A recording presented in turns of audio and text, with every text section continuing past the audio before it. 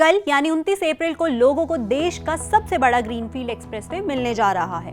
Greenfield expressway क्या होता है, इस पर आगे वीडियो में विस्तार से बात करेंगे। उससे पहले आपको ये जानना जरूरी है कि इस एक्सप्रेसवे के शुरू होने के बाद मेरठ से संगम नगरी प्रयागराज का सफर लगभग आधे समय में पूरा किया जा सकेगा, यानी कि 6 घंटे। अभी इसमें 12 से 14 घंटे का समय लगता है। एक्सप्रेसवे का नाम है गंगा एक्सप्रेसवे, जो उत्तर प्रदेश के एक छोर को दूसरे छोर से जोड़ेगा। इस एक्सप्रेसवे का उद्घाटन प्रधानमंत्री नरेंद्र मोदी करेंगे।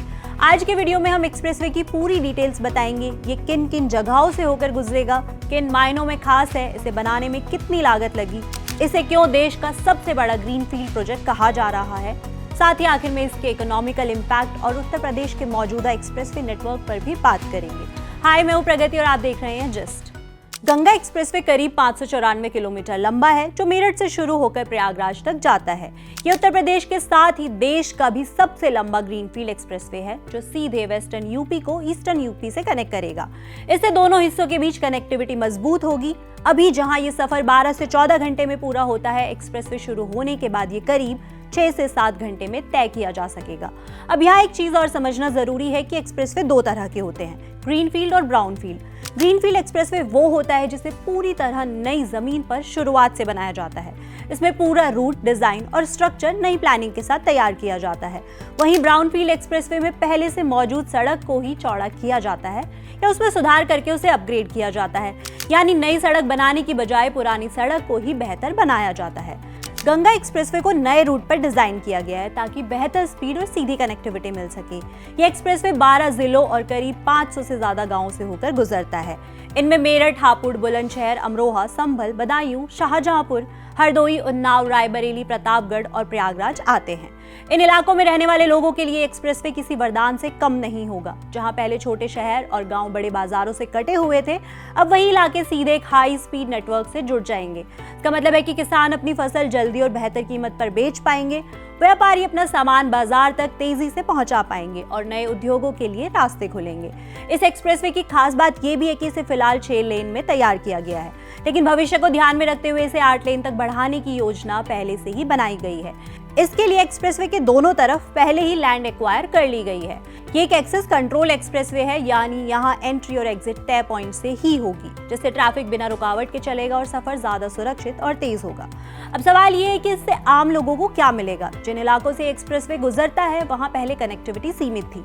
कई जगहों पर सिर्फ एक ट्रेन या खराब सड़क ही विकल्प था। अब वही हाई स्पीड एक्सप्रेसवे पहुंचेगा, जिससे लॉजिस्टिक का पूरा सिस्टम बदल जाएगा। ट्रांसपोर्ट तेज होगा, लागत घटेगी और समय की बचत होगी। इस पूरे बेल्ट की बात करें तो ये उत्तर प्रदेश का कृषि हब माना जाता है। यहाँ गेहूं, धान, गन्ना, आलू जैसी फसलें बड़े पैमाने पर उगाई जाती है। लेकिन सबसे बड़ी समस्या थी कि इन फसलों को सही समय पर बाजार तक पहुंचाना। देरी होने पर फसल खराब हो जाती थी या कीमत कम मिलती थी।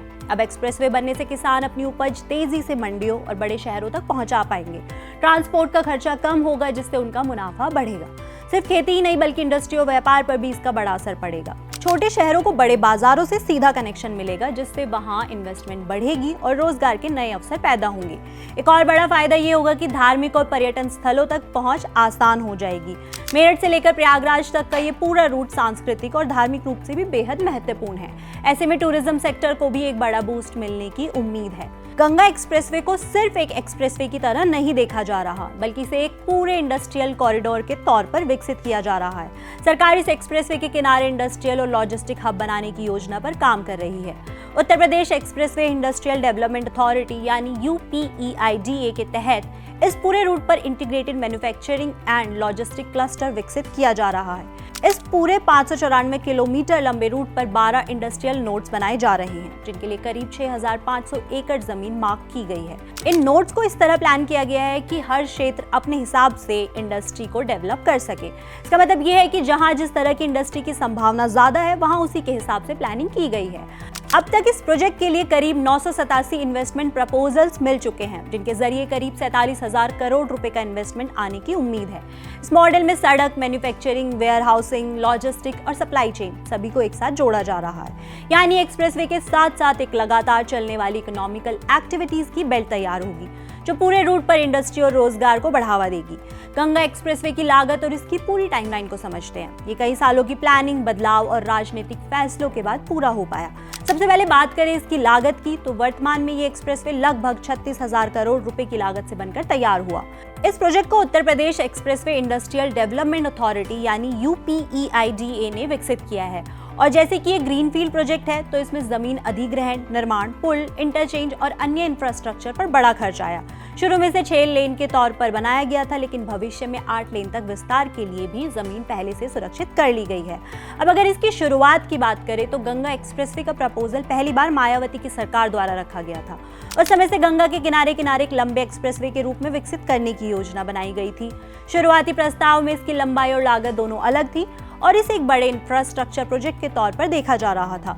लेकिन उस समय इस प्रोजेक्ट को लेकर कई चुनौतियां सामने आई। सबसे बड़ी दिक्कत जमीन अधिग्रहण और पर्यावरण से जुड़ी चिंताओं की थी, क्योंकि प्रस्तावित रूट गंगा के काफी करीब से गुजरने वाला था, इसलिए एनवायरमेंटल मंजूरी एक बड़ा मुद्दा बन गई थी। इसके अलावा उस समय फाइनेंशियल मॉडल और निवेश को लेकर भी क्लैरिटी नहीं थी। इन कारणों से ये प्रोजेक्ट आगे नहीं बढ़ पाया। इसके बाद अखिलेश यादव की सरकार के दौरान भी गंगा एक्सप्रेसवे प्रोजेक्ट पर कुछ काम नहीं हुआ। इस प्रोजेक्ट को नई दिशा मिली 2017 के बाद, जब उत्तर प्रदेश में योगी आदित्यनाथ की सरकार आई। योगी सरकार ने पुराने प्रस्ताव को फिर से उठाया, लेकिन इस बार इसमें कई बड़े बदलाव किए गए।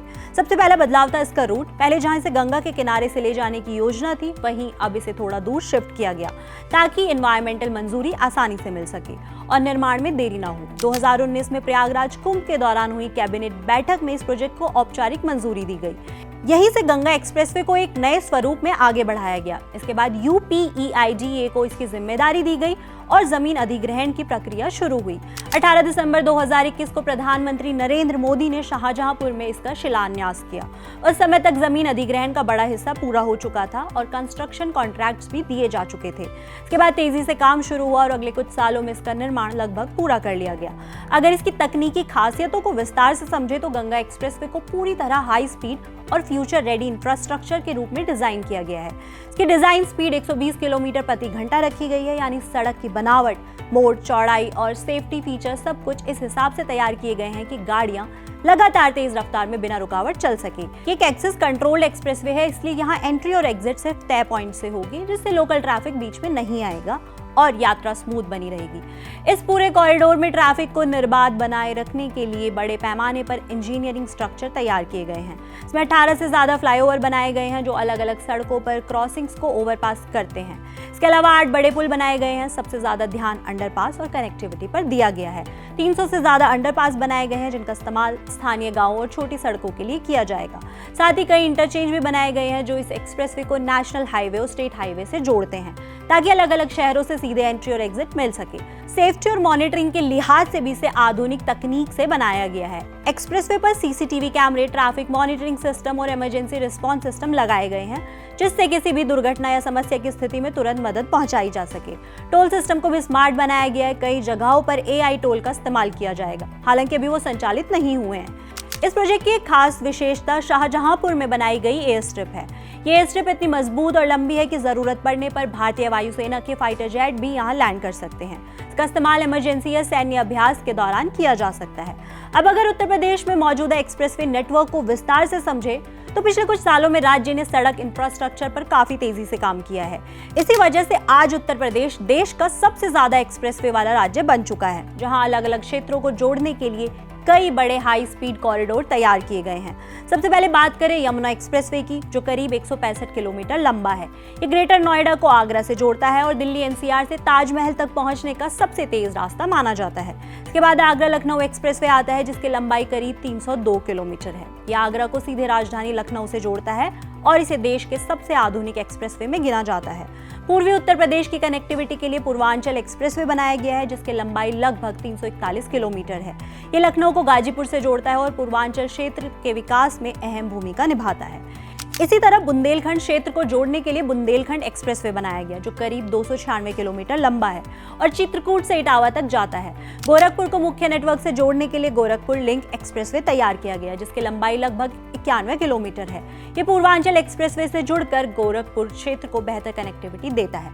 वहीं नोएडा ग्रेटर नोएडा एक्सप्रेसवे करीब 25 किलोमीटर लंबा है, जो नोएडा और ग्रेटर नोएडा के बीच तेज कनेक्टिविटी देता है और आईटी व इंडस्ट्रियल हब के लिए बेहद महत्वपूर्ण है। इसके अलावा दिल्ली मेरठ एक्सप्रेसवे करीब 96 किलोमीटर लंबा है, जो दिल्ली से मेरठ के बीच यात्रा समय को काफी कम करता है और एनसीआर क्षेत्र में ट्रैफिक दबाव को घटाता है। इन सभी एक्सप्रेसवे को मिलाकर उत्तर प्रदेश में कुल एक्सप्रेसवे नेटवर्क की लंबाई करीब 1316 किलोमीटर हो जाती है। ये नेटवर्क राज्य के अलग अलग हिस्सों पश्चिम, पूर्व, बुंदेलखंड और एनसीआर को आपस में जोड़ता है। गंगा एक्सप्रेसवे के बाद उत्तर प्रदेश में इंफ्रास्ट्रक्चर को और तेजी से बढ़ाने की योजना पर काम चल रहा है। राज्य में 11 नए एक्सप्रेसवे और लिंक प्रोजेक्ट्स पर काम शुरू हो चुका है या योजना के स्तर पर है। सरकार का लक्ष्य है कि 2029 तक एक्सप्रेसवे नेटवर्क की कुल लंबाई करीब 3200 किलोमीटर तक पहुंच जाए। अगर ऐसा होता है तो यूपी न सिर्फ भारत में बल्कि एशिया के सबसे बड़े रोड नेटवर्क वाले क्षेत्रों में शामिल हो सकता है। उत्तर प्रदेश के रोड नेटवर्क विस्तार को लेकर आप क्या सोचते हैं, हमें कमेंट बॉक्स में बताएं। देश, दुनिया और आपसे जुड़ी हर खबर के लिए देखते रहे जिस्ट।